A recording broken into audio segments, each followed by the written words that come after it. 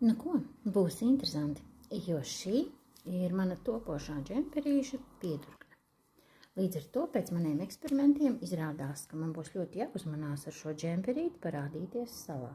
Bet ir labā ziņa, ka temperatūras ietekmē, tātad ar gludekli pārglutinot šo džemperīti, pildspalvas līnijas jebkurā gadījumā pazudīs. Tagad īsi un ātri par to, kā tad rīkoties, lai šī pildspalva nenokļūtu uz izstrādājuma labās puses un nebūtu redzama. Tad, kad tu uzliec piegriezni uz audumu, tad tu droši vari darboties tajā laukumā, kas ir vīlē. Tātad šuve būs tieši pa piegrieznes kontūru, bet vīle atrodas vienmēr mazliet tālāk nost. Tu droši vari zīmēt un veidot izstrādājumu griezumu, kuru pēc tam apstrādāsies ar overlock vai kā citādi.